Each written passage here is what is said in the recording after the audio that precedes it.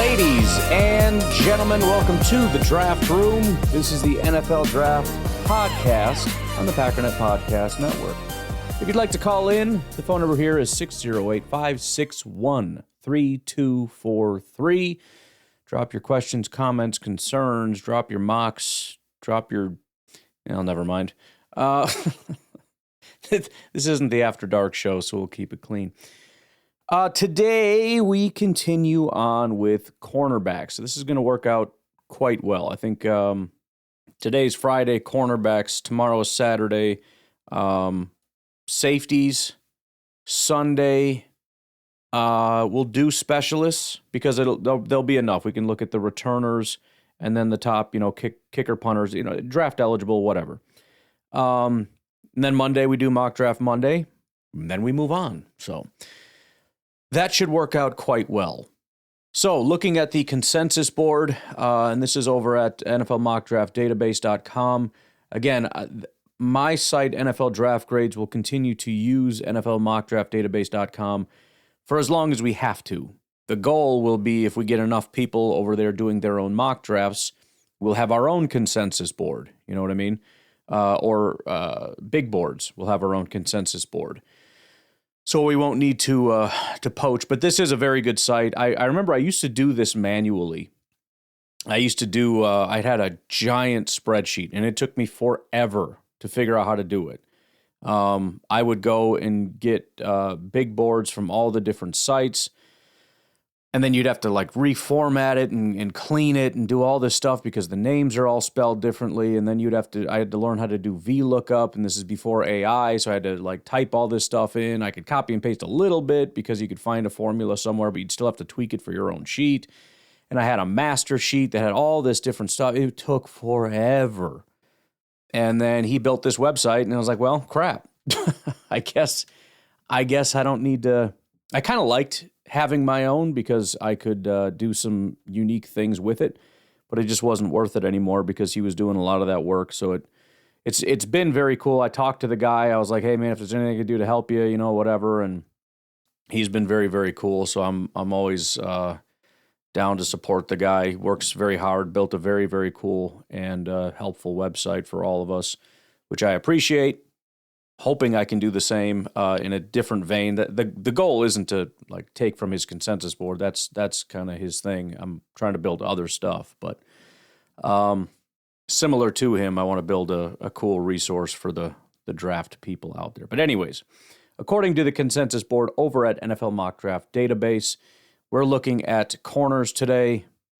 Let's see what we'll do today. So again, the good news for those looking for corners, there's quite a few.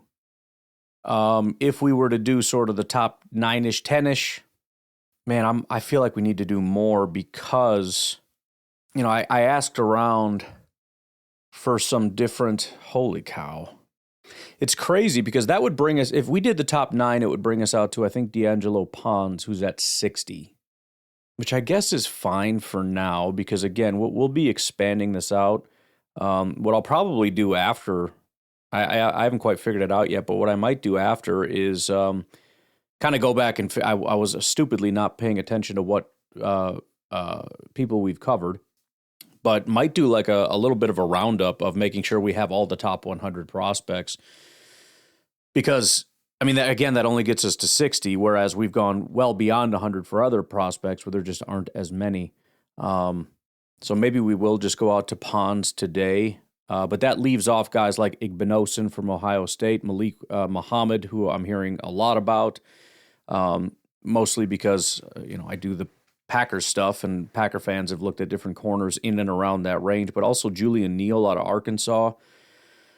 Some other names that I haven't really heard of, but they're still in the top 100, Tre'Davious Stukes, cornerback out of Arizona, Devin Moore, cornerback out of Florida, and Chandler Rivers, cornerback out of Duke. So that would maybe be more of a next week thing as we try to round up the last of the top 100. But I guess for today, we will just do the top 9. So we'll do 3, 3, and 3 again. And again, I will tell you, and I've been forgetting, I did it once, I think, so far, is put the link to not only the website, NFLDraftGrades.com, but to my board in particular. Everything that we talk about and more will be on the big board. So as I go through it, I'm able to talk about it because I'm going and, filling out this big board. So all this information and more is going to be on the big board.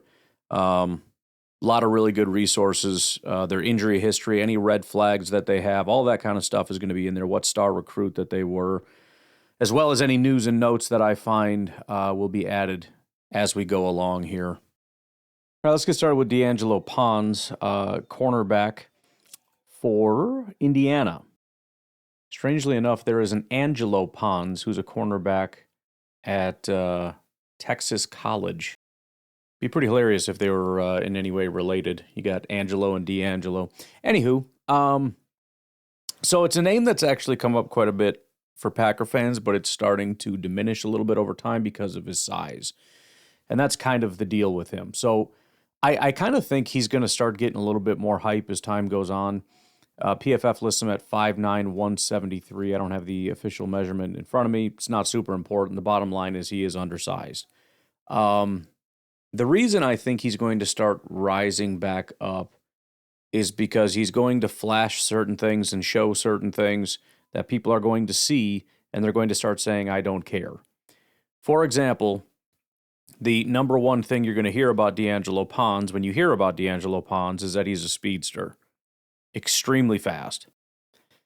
In addition, PFF absolutely adores the guy. Gave him just rave reviews across the board. So he played a year at James Madison, had a 90 grade, 82 run defense, 82 tackling, and 89 coverage. Just dominant across the board.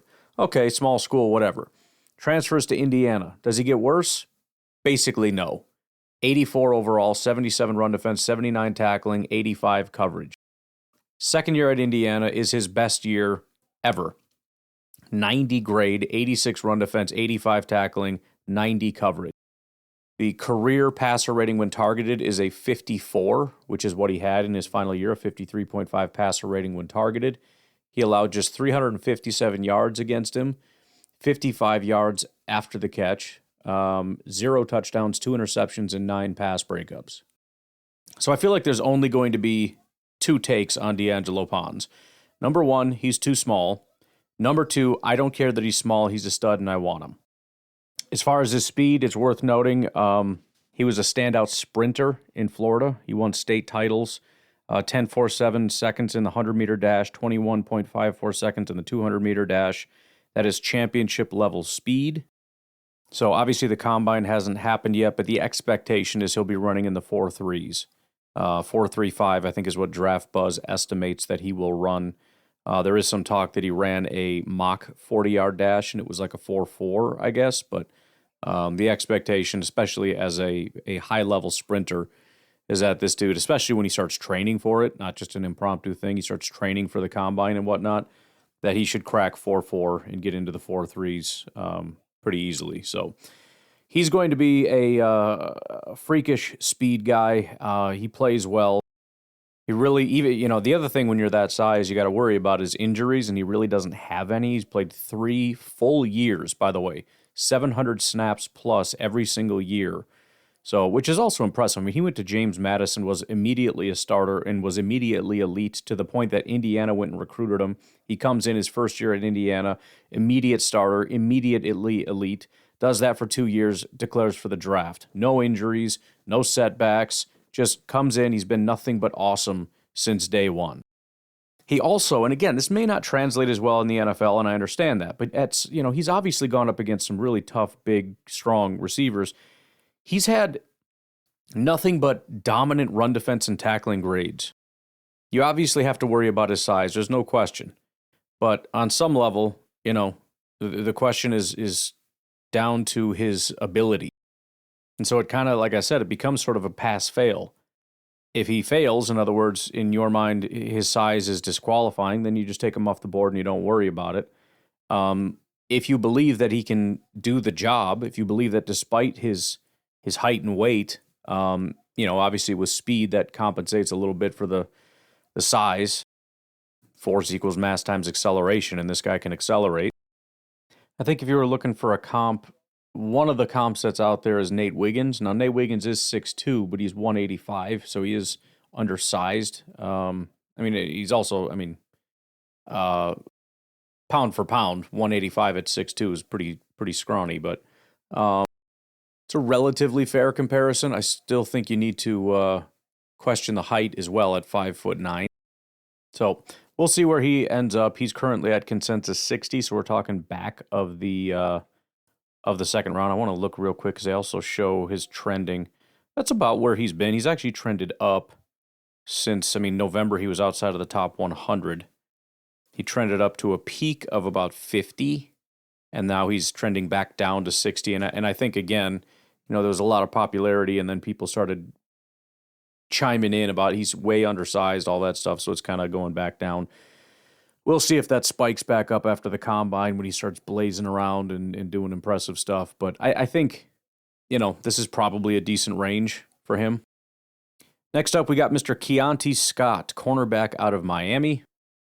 He's bigger at 6 foot 194, but is still classified. He's kind of he's one of those safety slot nickel corner type of guys. That's primarily played, let me look at his snap counts here. So in his 1 year at Miami, where he dominated, by the way, holy cow, he played no outside corner. 6 snaps on the boundary, 62 lined up on the defensive line, which I'm guessing is just, mugging him up on the line. Doesn't mean he actually had his hand in the dirt or anything. 196 from the box, which would be the safety position. He'd be, strong safety. And then slot 489. So yeah, he's a slot slash safety guy. How many times did he rush the quarterback? 87. So yeah, they used him in that capacity a lot. So that's what you're getting.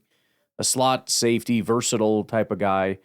Not putting him on the boundary, presumably, unless somebody wants to go there. I want to look at PFF real quick because it's pretty interesting.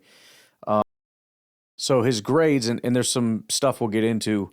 It was 70, 70, and then 40 in a very abbreviated year. It was a very bad year in 2024. Then he transfers to Miami and just absolutely explodes. 90 PFF grade, 91 run defense grade, 70 pass rush grade where he had 20 pressures and 5 sacks on just 87 attempts, and an 87 coverage grade where he allowed 332 yards, 0 touchdowns, 2 picks, 4 pass breakups on the season. Now, as for his college journey, Scott's 3 seasons at Auburn, 22 to 24, showed flashes, but never the full picture. As a first-year starter in 2022, he logged 53 tackles, interception across 12 games, primary nickelback, played a lot of snaps. 2023 season was derailed by an ankle injury after the Samford game. He returned to lead the SEC in punt return average. That's an important detail. He housed a 74-yard punt return touchdown against Arkansas. By 2024, Auburn moved him to outside corner, a poor fit. Clearly. That, mixed with injuries, limited him to just 18 tackles and 0 interceptions or pass breakups across the entire season. He entered the transfer portal in December 2024. What followed was a dizzying sequence. Scott committed to Houston in January to follow Etheridge, went through spring practice, then re-entered the portal in late April when Etheridge was hired as Miami's defensive backs coach. By May, Scott was a Hurricane, Miami's 18th transfer portal addition that offseason. The reunion with Etheridge, combined with a return to his natural slot corner position, unlocked a career year. So I think one of the major things with him is it really depends what you're looking for. If you are running a zone-heavy defense that likes to blitz the DBs, this could be a really intriguing piece, could be kind of a second-round steal. If you're looking more for kind of a press man, boundary guy, or any kind of a man, obviously everybody plays a little man, little zone, whatever, but you're not going to get that from him. You know what I mean? So schematically, this guy can either be a complete stud or a complete bust. Everybody's going to have to worry about, the injuries and all that kind of stuff. But he's a very intriguing prospect depending on the team and the needs that you have. Scott's PFF overall grade of 90.5 ranked fourth among 890 cornerbacks nationally, held the number one spot for a stretch. His run defense grade of 91.4 was third nationally among corners, and his pass rush grade of 82 reflects his devastating ability as a slot blitzer. He was named a Jim Thorpe Award semifinalist and widely considered one of the best transfer portal pickups in the entire country. He also, like D'Angelo Pons, has a track background, a 10.94 second 100 meters, and a 23-foot 4-inch long. Hints at a potential electrifying combine. Sporting News' Anthony Liccardi wrote, "I'd be floored if he ran anything slower than a 4.45, and there's a legitimate chance he threatens to break a 4.3 second 40-yard dash in Indianapolis." Looking at some of the injury details, medical history will face serious scrutiny at the combine. He underwent ankle surgery in 2023 after that Samford game, missed several weeks before a swift recovery. 2024 season was plagued by a cascade of lower body injuries, a hamstring injury in the preseason, a lingering leg injury from the Cal game, tweaked ankle in practice, and various limitations that contributed to his career-worst statistical output. At Miami in 2025, Scott suffered a significant right foot injury during the Syracuse game on November 8th. He was spotted in a walking boot, and Cristobal initially described the injury as serious, suggesting Scott was unlikely to return the season, missed 3 regular season games before making a dramatic return for the CFP first-round game against Texas A&M, where he promptly posted 10 tackles, 3 tackles for a loss, 2 sacks, and a forced fumble. So, yes, the medicals will definitely be a concern. The off-field stuff, nothing really there, which is great. No real character flaw, red flags. I don't know how much teams care about like the transfer portal type stuff. I think that's just the environment we're in. There may have been a time where people would call that a character thing if you're trying to get everybody transfers now. In fact, it's really just more of a green flag if you show loyalty to a team. I don't think anyone's getting flagged for wanting out of a place and bouncing around, because there was that odd situation where he leaves one team, transfers, leaves their spring practice to go to somebody else, but it's like, yeah, well, they fired the coach that I came there for, so freaking deal with it. He's kind of interesting, too, because he's at 53 on the consensus board, but if you look at different mock drafts, you look at different big boards and everything, I mean, he is, PFF did a mock draft after the Senior Bowl and actually put him at pick 29 to the Chargers. He's very commonly put in the second round. He's been in the third round. He's been in the fourth round. He's been all over the place. So, it's one of those things where somebody's going to love him. Sporting News also wrote, that Liccardi guy wrote that he was born to play in Flores' defense, which makes the heavy blitzing Flores type of defense. So the point is, a defense like that, and I honestly can't tell you if he's a fit for the Packers because I haven't heard from our defensive coordinator yet on what he's planning on doing with our guys. I'm guessing not. I think he's more of a rush 4 guy, but somebody like Flores or somebody that runs that style of defense is not going to let Keontae Scott fall super far. I wouldn't think, unless the medicals are an issue. Other teams, yeah, they probably would see him more as a 4th or 5th round prospect just based on that's not how we play football. All right, last one before we take a break here. Mr. Chris Johnson, good name, cornerback out of San Diego State. Another guy initially listed anyways at sub 200, but a little bit bigger, 6 foot 195. Another guy that dominates PFF. These guys they're grading out extremely well. This might be a good corner year, to be completely honest with you. So didn't start right away. If you're looking at the PFF stats and whatnot, his snap count went from 72 in his first year to 269, which is something, to 757 and then 636. So his last 2 years were actually starting, but his grades have been very consistent aside from his last year. His overall grade went from 72 to 74 to 74 to 92. His coverage grade, 74, 70, 72, 92. So he's always been good. He really broke out this final year. 3-star recruit coming out of high school, wasn't necessarily a blue chip prospect. Unlike the other guys, he doesn't really have the measurables. He doesn't really have the elite speed, so to speak. He's not expected to test very well. He does have a very clean injury report. The only notable blemish on his health record occurred in 2025. Johnson missed the November 9th game against Hawaii due to an undisclosed injury. While the nature of the injury was not publicly detailed, its impact was undeniable. In Johnson's absence, the Aztec defense, usually a dominant force, struggled significantly, allowing Hawaii a record 300 total yards in the first half alone. Johnson returned the following week and immediately resumed his high-level performance, suggesting the injury was minor and not a chronic concern. Scouts typically are going to view that as a complete clean bill of health. He's also very opposite Keontae Scott because he is strictly a boundary guy as opposed to a slot guy.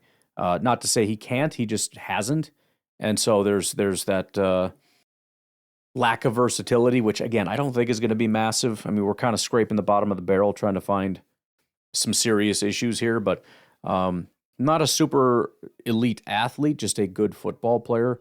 Not a very versatile athlete. He does a thing, and that thing he does well. And that's just play on the boundary, right? He's not going to move. He's not a chess piece. You're not moving him all over. You're going to put him on the outside. He's going to play against, boundary receivers. And so he's kind of one of the big comparisons to him is Kendall Fuller. Fuller, like Johnson, is not known for having elite eye-popping speed and length. Instead, both players rely on superior technical execution and elite football intelligence.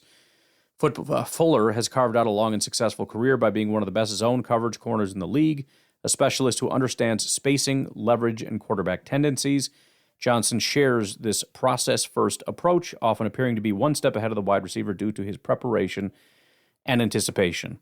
It's always one of the tough things about this whole thing because you look at, he's too short, he's too small, he's too slow, all these different things, and you think, I just don't think he can do it. But on some level, you need football players. And I understand it's going to be difficult if you have, if you're deficient in an area. It just makes it harder, and that means you have to be, twice as good as the guy across from you in order to play. But sometimes guys are.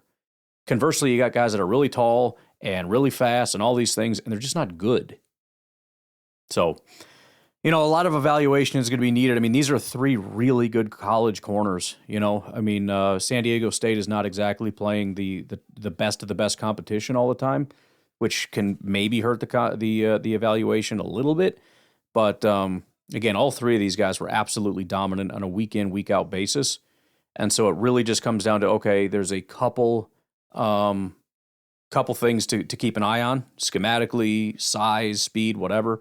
And it's just, are we going to worry about that, or do we think he can overcome that? Do we think he can translate? And if so, we got a stud. And there's really very little doubt that somebody in this group is going to be really, really good. You just got to do your homework and find out which one and make sure he's in the right situation. Okay, let's take a break. We'll come back and run through our next three prospects. We'll be right back.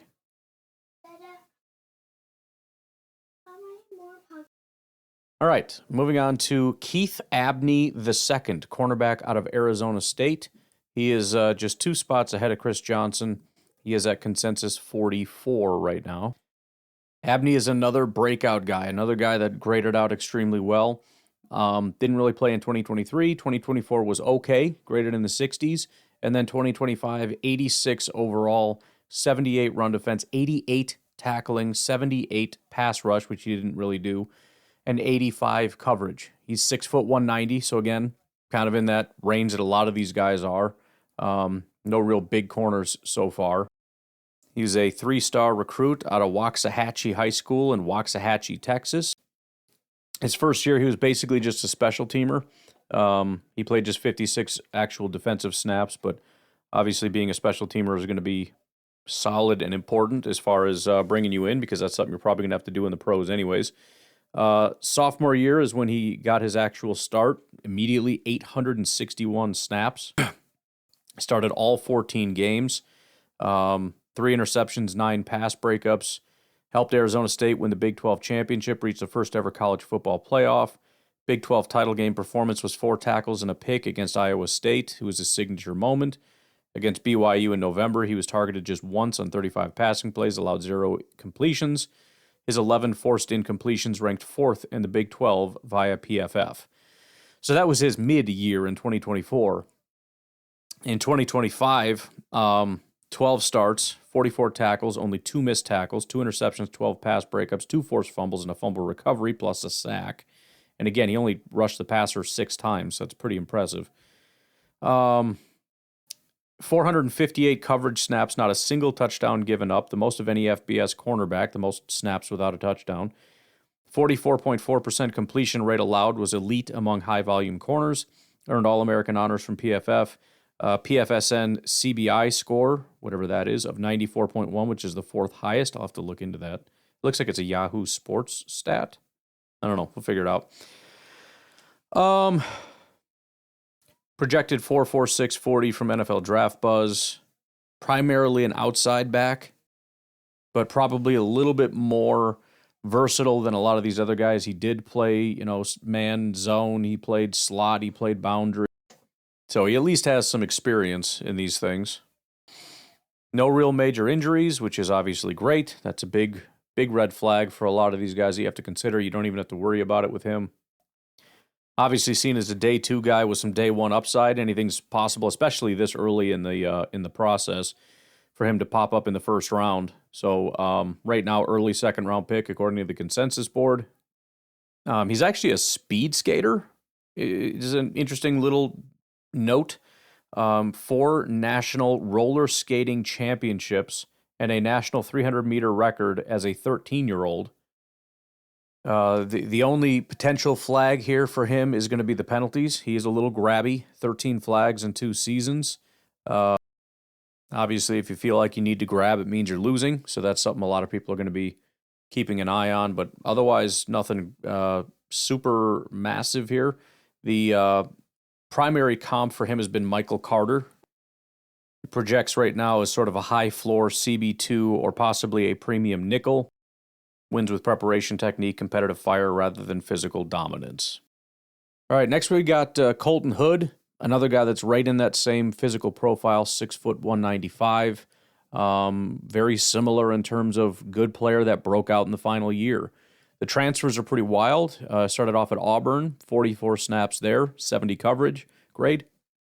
Transferred to Colorado, 2024, played 300 snaps, so about 50% of a starter, 70 coverage grade. Then he transfers to Tennessee, 80 defensive grade, 83 tackling grade, 80 coverage grade. Had definitely his best season. He's also one of the most dramatic risers in the 2026 NFL draft class. 3 program transfer, entered in 2025 as a day 3 afterthought. Hood emerged as an all-SEC cornerback at Tennessee, now projects as a late first round to early second round selection.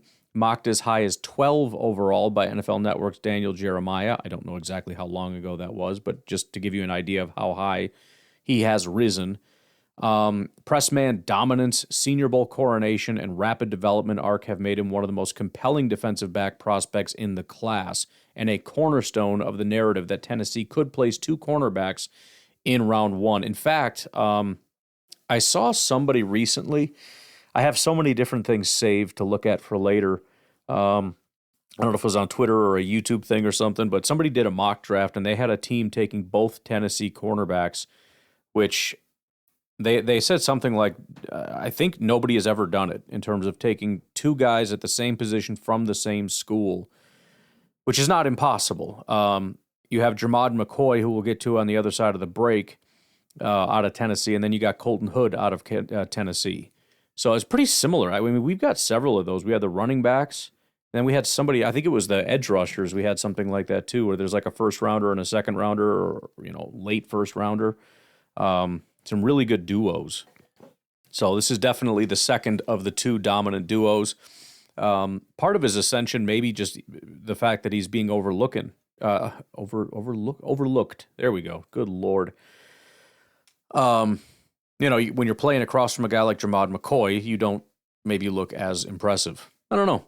But people figured it out that this guy really ascended. And again, I think if the genuine evaluation is that this guy's a solid press man corner, that's such a unique trait and characteristic. It's one of the things that, for every good press man corner, there's 10 solid zone corners. You know what I mean? And if you can find them, they're pretty rare. So if we look at his 3 years, 2023, he's a redshirt freshman at Auburn. Enrolled in the summer, played 4 games under the redshirt rule, recorded just 3 tackles, and transferred out after that season. 2024, goes to Colorado, decides to join Deion Sanders' program, served as a primary backup to two-way Heisman Trophy winner Travis Hunter. Hood played all 13 games with 1 start, logging 332 defensive snaps, 206 special team snaps. Stats. His defining performance came in his first career start against Arizona, where he held future number 8 overall pick Teteroa McMillan to just 5 catches for 38 yards while snagging an interception. Finally, 2025, transferred during the spring portal window, committing to Tennessee on May 2nd over Miami and Notre Dame. He was rated just a 3-star transfer. When All-SEC corner Jamad McCoy went down with a torn ACL, Hood stepped in and started the lineup for all 12 regular season games and never looked back. Recorded a bunch of stats. His 83.3 PFF coverage grade ranked second among all SEC cornerbacks and 18th nationally. He became the first SEC player since Trayvon Diggs in 2019 to return both an interception and a fumble for a touchdown in the same season. He earned all AP All-SEC second-team honors, was named a Jim Thorpe Award semifinalist, and declared for the 2026 NFL Draft in December. Positives and negatives real quick. Again, dominant press man corner, which is awesome. He just smothers people in those first 10 yards. On the more negative side, maybe not super great on deep ball tracking, penalties, and also not a lot of playing time. Yep, there you go. Injuries are relatively clean. He had a scare while with Tennessee in a game against Kentucky. He had a calf injury that thought could be kind of a long-term injury. Turned out to be not that big of a deal. Oh, my Lord, with the doorbells. Someone is at the front door. Yeah. On the positive side, he'll be just 21 years old on draft day. So not a lot of experience, but the positive side, young and obviously ascending, right? He's grown quite a bit. He's played for a lot of different people, a lot of different ideas floating around up there, but nothing really cemented. So he's kind of a blank slate. I also think, and this may just be him improving over the years, but I think it's probably beneficial to see what he was used or how he was used over those 3 different years to see how he's used best. You know what I mean? I mean, he played in Auburn for a little bit, played in Colorado for about a half of whatever. It didn't go quite as well as whatever Tennessee decided to do with him. So you can kind of see snapshots of what if we tried to use him in this way? What if we try to use him in this way? You know kind of what works and what doesn't. Next up, we've got Brandon Cisse, the cornerback out of South Carolina. Found a video of McShay. This is back in November, so things change all the time. But he said somebody sent him some tape. He watched 2 different games and said, yeah, this might be CB1. Again, things have obviously changed, but just to give you an idea of how impressive he is, that was McShay's first thought upon watching him. Again, 6', 190. This never changes. Again, PFF definitely likes the guy. It's funny because certain schools, I don't know about you, but for me anyways, they just evoke certain things. So for me, when I think South Carolina corner, I think big and physical. Now, he's not big, 6', 190, but his run defense grade is what sets him apart. So his coverage grades, first of all, NC State for 2 years. The max snaps he played, even though he's listed as a starter, was 492 at South Carolina, which isn't a ton. Obviously, we've talked about guys at 800. But the coverage grades over 3 years have been 70, 72, and 71. So very consistently good, not great. Run defense grades 71, 79, and 89. So that's...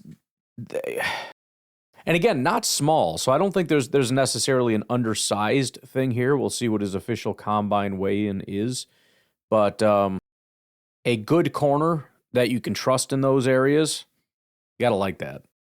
But again, all these guys, I mean, as far as the PFF stuff goes, you know, very often you look and it's like, I don't understand. I mean, they didn't like him. They didn't grade him very well. Every single one we've looked at, to different degrees, but every single one we've looked at has been impressive. And obviously at South Carolina, he's going up against some pretty good competition here. but listed as one of the most physically gifted cornerback prospects of the 2026 NFL draft class, projected as a late first to early second-round selection, despite just one full season as a starter. South Carolina junior, who turned heads after transferring to NC State in January 2025, combines rare speed, length, and hip fluidity that the scouts envision as a high-ceiling press-man corner at the next level. At just 20 years old and a projected sub-4.35 40-yard dash, Cisse's athletic profile is elite. So that answers almost everything you need to know about the guy. In terms of, 20 years old, elite specimen, and he's a press man guy. He can play man-to-man, get in a guy's face. He doesn't have a lot of interceptions. He's not a big disruptor. In fact, he's given up 3 touchdowns in 3 years, which is not terrible, but has 2 interceptions, so that kind of ratio is not fantastic. 10 pass breakups. In fact, that got significantly better. He had 0 year 1, then 3, then 7. Played more snaps, but that's still more than double with only 100.5 more snaps. Another guy that was just a 3-star recruit, despite being super fast and everything. Only one recruiting service bumped him up to 4 stars. Plays in the defense at South Carolina. That's sort of a middle field closed defense, cover 1, cover 3 type of stuff. Apparently he has arm length that scouts note are far exceeding typical thresholds for outside corners. I think he's kind of the opposite of some of these other guys. Not to say he's a bad football player. He's very young, obviously. But with some of these guys, it's like he doesn't have the physical gifts, but he's got the game figured out. He knows how to play corner. I think with Cisse, he's a lot of tools, but he hasn't quite learned how to put it all together yet. And he's going to be one of those guys, and this is why he's going to end up at the end of the first if he gets drafted in the first, as opposed to being, a top 10 guy, is because he hasn't put it together yet. And it's a question of, do you believe we can bring him in here and coach him up to be that guy? Because if you can apply those tools to elite technique, he's going to be an elite corner. But a lot of guys just don't figure it out. And those guys don't make it in the NFL. So everyone's going to fall in love with the raw tools. But, there's always questions of projection. Some teams are like, look, we're competing for a Super Bowl. I want a guy that's ready today. I don't want a 20-year-old project. As far as injuries, they've mostly been minor, but there are a few. A series of minor injuries across his career, taken together, form a pattern NFL medical staffs will scrutinize. 2024 at NC State, he exited the Louisiana Tech game early, missed 3 games with a forearm and wrist injury that require a brace and cast, later left the North Carolina game after taking a late hit. In 2025 at South Carolina, he exited the LSU game early in the second quarter with an apparent knee injury and also left the Texas A&M game prematurely for unspecified reasons. None of the injuries appear catastrophic, but the frequency of in-game departures is notable. And we've had players like that in Green Bay. I'm sure other fan bases are familiar with this. Certain guys that you see them on the ground, you're like, bro, again? You know what I mean? Like, sometimes they're out for a week, sometimes it's 2 weeks, sometimes they come back that game, but they just cannot stay on the field. I think about guys like, what was it, like Kevin King? I know had that. Obviously, Jair had his issues and whatnot, but there were certain guys, I don't know if it was King or not that I'm thinking of, but it was always his shoulder. He'd go down and he's grabbing his shoulder like, geez, dude. You could say Christian, to be honest. Christian would be another one where it's like, there he goes again. Again, with him, just like with everybody else so far, no real off-the-field concerns with him. No suspensions, no legal issues. A lot of people describe him as a high-character guy. High school coach told the story of Cisse intercepting a pass in a blowout and trying to lateral it to a senior teammate who hadn't scored all year, choosing a teammate's moment over his own highlight. He served as game captain at South Carolina and has been praised for his maturity and work ethic, which is going to be important if you're looking at a guy that's kind of a project, a guy that's humble and willing to learn and submit himself. Only real flags are kind of football related. He had a late season performance decline in 2025. Missed tackle rate kind of spiked. Run stopping production suffered a lot of down at the second half of the year troubles that are apparent. But it's one of those, just like anything else. You got to get your guys in there. You got to figure it out. Was it an injury? And if we're not worried about the injury stuff, then we just don't worry about it. But these are the questions you got to ask. All right, we'll take a break. We'll get to our final 3. He's at consensus 32, by the way, so he's right at the end. We'll get to our next three. Consensus 21 on the big board, Avion Terrell out of Clemson. At 14, Jermod McCoy out of Tennessee. And 11, Mansour Delane out of LSU. Yes, person backdoor. Who is jumping in and out of my house? We'll take a break. We'll be right back.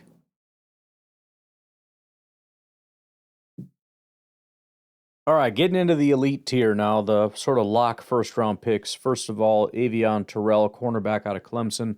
As I mentioned with Cisse, you've got the tools.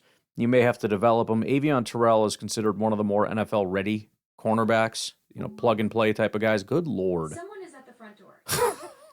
Weather gets nice, and it's like in, out, in, out, in, out.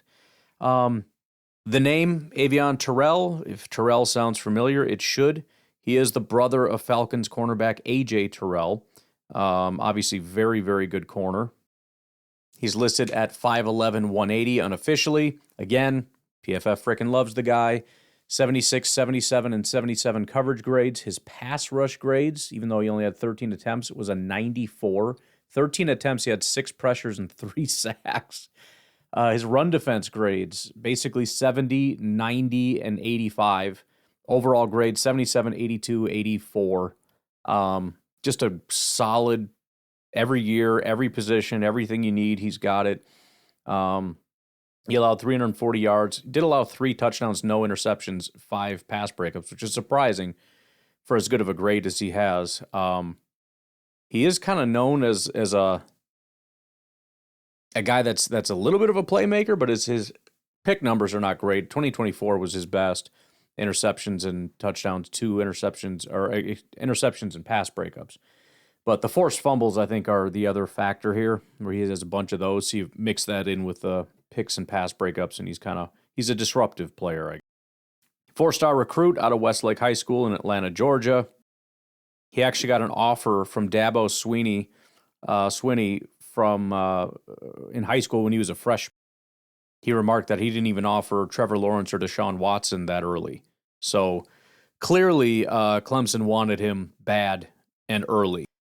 But showed up as a freshman, appeared in all 13 games with 5 starts. Kind of a baptism by fire, but he definitely held his own. Again, 77 grade, about a 70 run defense, 74 tackling, 81 pass rush, 77 coverage. He wasn't bad at all. Sophomore season is when everything clicked. He not only played in all games, he started in all 14 games, put up a monster stat line of 64 tackles, 13 pass breakups, tying Clemson's sophomore record. Obviously, these are different stats than PFF, although if you add the interceptions, it gets us 12. It's pretty close. 3 forced fumbles, 2 fumble recoveries, and a sack across 816 different defensive snaps. He posted a 90.7 PFF grade against the run, which we already talked about. Earned second-team All-ACC honors. And then his junior year, which was 2025, it cemented his status as a national star despite Clemson's disappointing 7-6 season. Named a Jim Thorpe Award semifinalist, AP second-team All-American, first Clemson cornerback to receive AP All-American honors since Cordrea Tankersley. That's a name I haven't heard in a while. In 2016, finished with a bunch of stats. 11 pass breakups, 5 forced fumbles, set a school single-season record for defensive back. Earned first-team All-ACC, opted out of the Pinstripe Bowl, and declared for the draft in January 2026. As far as injury history, largely been very durable. Appeared in 39 career games over his 3 seasons. As far as the actual injuries, spring 2024, he missed a portion of spring practice with a concussion and minor ankle injury. Came back fully healthy for fall camp. Told the media, I worked through it. I feel it a little bit, but it ain't stopping me. November 2025 against South Carolina, suffered a quad injury during the rivalry game. Left the game in the first half, did not return. Dabo Swinney called it not bad and expected him to play in the bowl game. However, the injury, combined with his draft declaration, led him to opting out of the Pinstripe Bowl. Outside of that, he's been pretty good. The only reason there's going to be some scrutiny is the 180 pounds thing. So there's going to be extra scrutiny on the injuries and his durability and whatnot. No off-field issues, concerns, any of that kind of stuff as far as I was able to find. The only kind of flags, again, he's 180 pounds. He does have some penalty issues, but the positive end of that is that he had penalty issues in 2024, cleaned it up in 2025. So that's a big plus for him. Looks like via PFF, he had 7 penalties in 2024 and just 2 in 2025. Pro comps, AJ Terrell, obviously, for obvious reasons. Walter Football says Avian Terrell is like a smaller version of his brother AJ. Lance Zerline says Avian shares the same bloodlines and coverage temperament as his brother, a first-round pick of the Atlanta Falcons in 2020. The parallels are obvious. Same school, same position, same fluid movement skills, same competitive fire. The difference is AJ had more ideal size at 6'1", 195. If Avian can add weight without losing his twitch, the comp is very real. Otherwise, another comp could be like Nate Wiggins, who's a little bit on the smaller side. Somebody else was compared to Nate Wiggins, but again, Nate Wiggins is a little bit more height on him. This is probably a closer comp. Little bit of a taller guy, but just thin. Skinny cornerback, good speed and effort, needs to bulk up a little bit, etc. The other fun comp is Peanut Tillman. For obvious reasons, NFL Draft Buzz made that comparison because of the fumble production. He's good at punching the ball out, whatnot. Not a real good reason to compare him to Peanut Tillman outside of that, but it's a fun one. The only other thing to mention here is that he has been very consistently comped to Minnesota. The matchup seems great as far as where he's valued at about 21. Minnesota picks at about 18. Minnesota desperately needs cornerback help, and it's widely considered that he would be a very good fit in Minnesota with Flores. So it kind of lines up. Whether it's actually a really good fit or just he's the best corner available when the Minnesota Vikings are up, I don't 100% know, but that's kind of the big thing if you need to know about him as far as where he lands. As of right now, very heavy favorite to end up in Minnesota. All right, now we move on to Jermod McCoy, cornerback out of Tennessee. Essentially, in a nutshell, 6'1", 193, by the way, same exact prototype as almost everybody else. He's kind of billed as like the most talented, the best corner, whatever, but also the biggest medical gamble. Maybe just the biggest gamble in general. To summarize very quickly, played one kind of half year at Oregon State, was transfers to Tennessee, was elite, and then doesn't play 2025, excuse me. That's all you have to work with. If we walk through that, McCoy has played just 25 career games across 2 seasons, but the production of those games has been remarkable. In 2023, as a true freshman at Oregon State, he appeared in all 12 games with 5 starts, 31 tackles, 7 pass breakups, 2 interceptions. He led the Beavers in passes defended as an 18-year-old true freshman who'd barely played cornerback before arriving on campus. His breakout was immediate and undeniable. After entering the transfer portal in December of 2023, he chose Tennessee over Texas A&M, Oregon, and Oklahoma.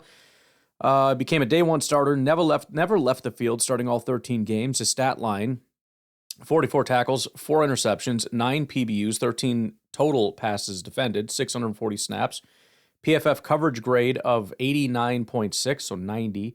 Third in the SEC and 9th nationally among cornerbacks. He earned AP Second Team All-American, AP First Team All-SEC, Jim Thorpe Award semifinalist honors. 2 signature performances defined his 2024 tape. Against Oklahoma in Week 4, McCoy allowed 0 completions on 48 snaps, recorded an interception, and won a Thorpe Award, National Defensive Back of the Week. And against Alabama in Week 8, he made a spectacular one-handed interception in the end zone, covering star freshman Ryan Williams, returned it 54 yards, and held Williams to just 1 catch for 12 yards and 5 direct targets. Tennessee won 24-17. He's seen as the absolute best press man coverage corner in the 2026 class. Technique, ball skills, and movement profile combined create a prospect with genuinely elite ceiling. Some of the more minor stuff, tackling is viewed as maybe not the greatest, little penalty prone. Straight line speed, probably not going to be elite. In fact, he may be estimated, kind of in the 4.5 range. But as for the major issue, it's January 15th, 2025. McCoy tore his ACL during an offseason training session at his home in White House, Texas. He underwent surgery shortly after and missed the entire 2025 season. He returned to the outdoor practice field on August 8th, 2025, participating in individual drills without a knee brace, a positive sign, but was listed as out on every SEC availability report throughout the fall and never played a game. Tennessee head coach Josh Heupel praised McCoy's rehab mindset. Quote, he's done an elite job throughout his rehab. DB coach Willie Martinez added, the most competitive in the room. He's itching to do whatever it takes. No complications with recovery have been reported. By the time of the 2026 NFL Draft in April, McCoy will have gone approximately 488 days without playing football.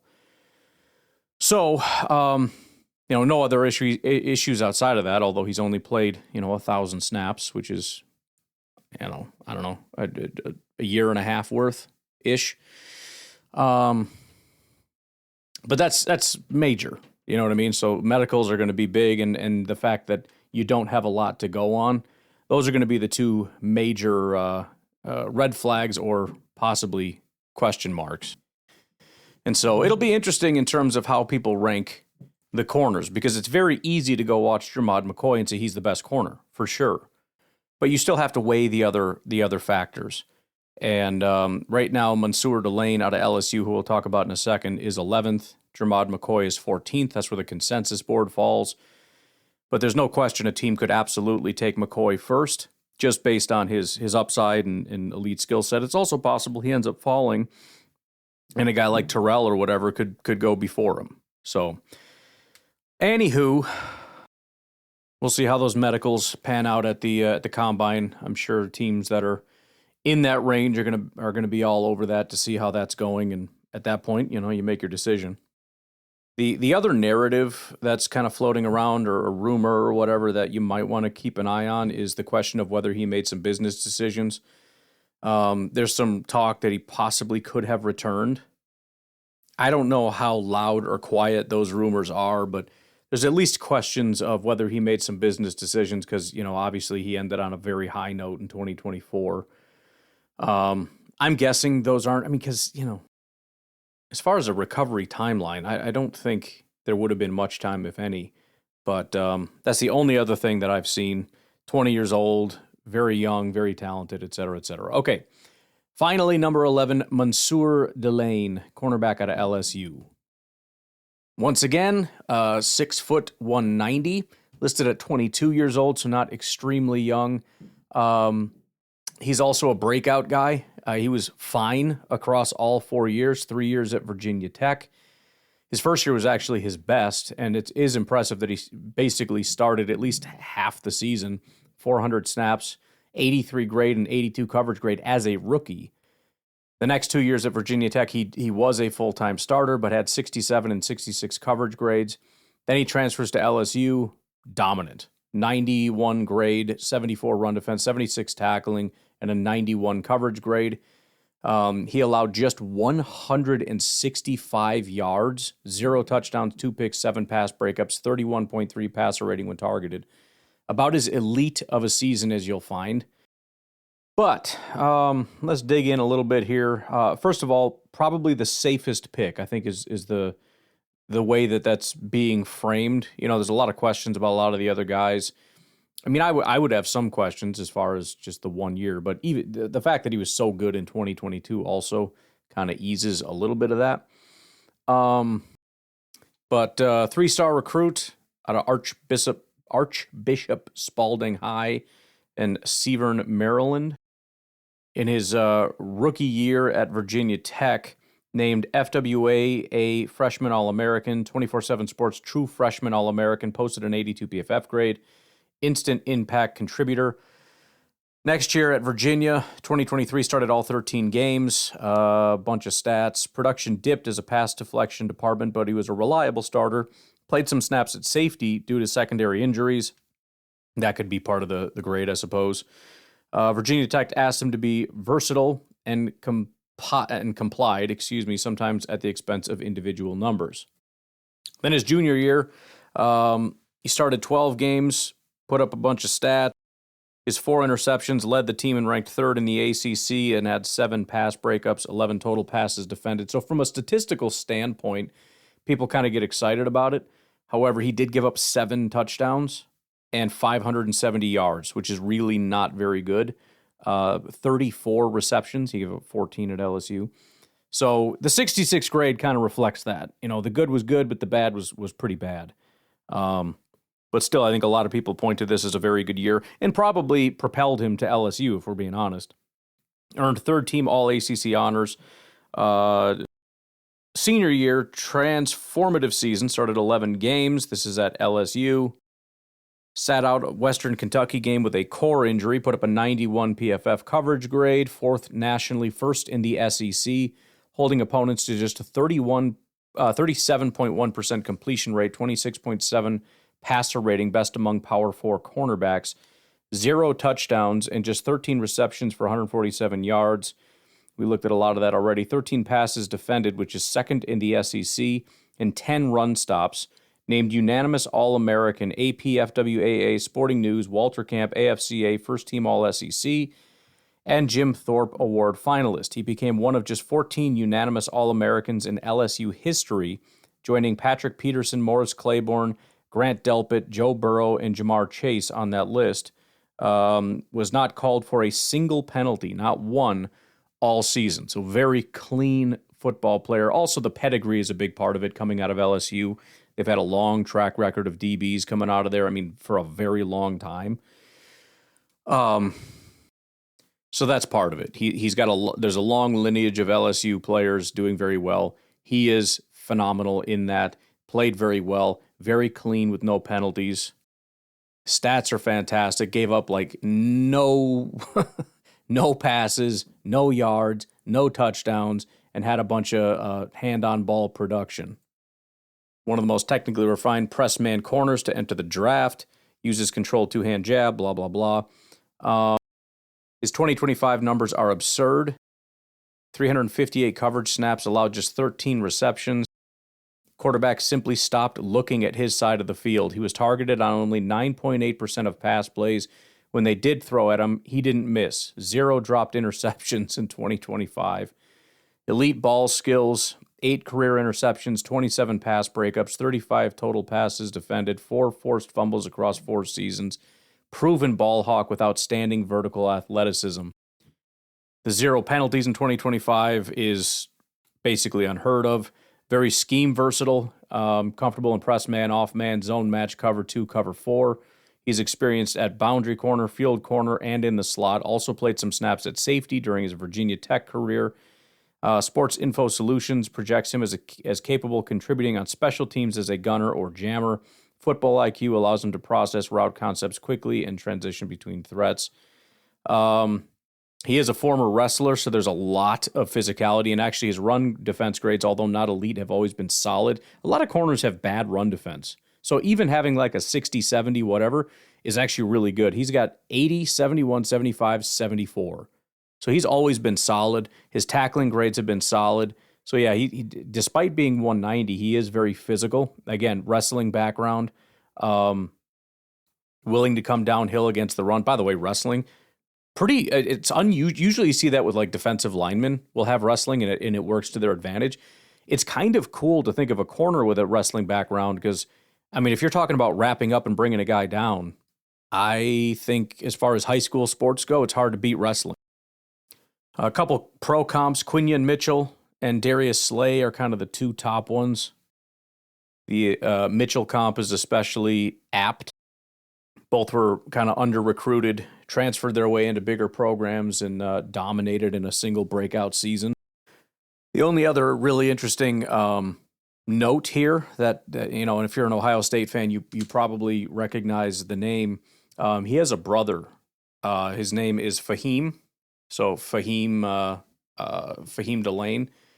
He is I believe a rookie safety this year. He was a 4-star recruit, the nation's number 1 safety in the 2025 class. So in a couple of years, he's going to be coming out. He's probably going to be a first-round pick safety. And so we're probably going to have these 2 brothers, assuming, Mansour ends up being a good player and is still hanging around. We might have 2 Delanes playing some pretty high-level football pretty soon as DBs. So it's a guy to keep an eye on. We'll be talking about him in a couple of years. All right. Well, that's it. Those are the corners. Again, NFLDraftGrades.com. You can search the database of big boards and find mine in there. I'll try to remember again to put the link in the description. where you can find all this information. I'll have this all updated by today with all the corner news and everything. Made a lot of updates on the site, by the way. I haven't really talked about it as much because there's just so much in there. But a couple things that I did, just so you know, if you're editing things, we now have a rich text editor, so it can kind of look a little cleaner. It's kind of plain boxy text, and so I'll be trying to clean that up as I go. It's kind of funny because the older mock drafts or the older profiles are probably not going to be as good as the newer ones. It'll keep getting better over time. But that's the other thing I added, by the way, is a timestamp. Because I figure if you're going to subscribe to a big board, it's kind of weird because it's just a board. Okay, but you're continually making updates, so it'll say the last time the board was updated, and then there's also an updated column over here, so you can see the most updated. So if you checked it yesterday, you can come in today and see which ones have been updated today, which new ones now have profiles, et cetera, et cetera.